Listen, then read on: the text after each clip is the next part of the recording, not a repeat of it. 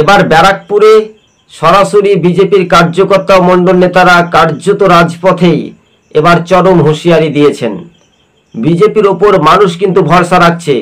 800 জনেরও বেশি মানুষ শয়ে শয়ে কিন্তু আজকে সামিল হয়েছে, কিন্তু কৌস্তব বাগচি নেতৃত্ব দিয়েছেন।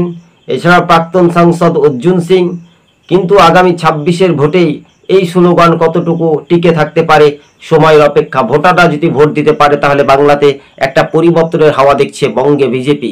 কার্যত এটাই রাজ্য রাজনীতির একটা সমীকরণ, সেটাই আপনাদের সঙ্গে আমরা প্রতিবেদনটি তুলে ধরেছি। দর্শক বন্ধুগণ, কার্যত টিভি সকাল ইউটিউব চ্যানেলটি শেয়ার করে দেবেন ভিডিওটি, আর অবশ্যই হোয়াটসঅ্যাপে আপনাদের বন্ধু বান্ধবদের কাছে পৌঁছে দেবেন, যাতে এই বার্তাটা আরও পৌঁছে যায়। আমাদের চ্যানেলটি সাবস্ক্রাইবের সংখ্যা গণ্ডি আরও যাতে বাড়ে, এই যে প্রতিজ্ঞা, সেটাই কিন্তু দর্শক বন্ধুদের কাছে আমরা করজোড়ে ক্ষমা চাইছি, এবং তাড়াতাড়ি আমাদের চ্যানেলটি যাতে সাবস্ক্রাইব সংখ্যাটা বাড়ে, তাই না?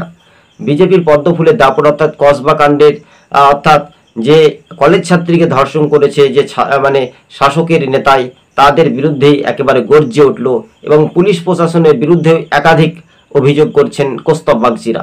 তবে সরাসরি আজকে ছিল আমাদের এই পর্যন্ত প্রতিবেদন। খুবই সংক্ষেপে বলছি, আজ আপনারা এখানেই আমরা সমাপ্ত করছি। সকলে ভালো থাকবেন, সুস্থ থাকবেন, ধন্যবাদ।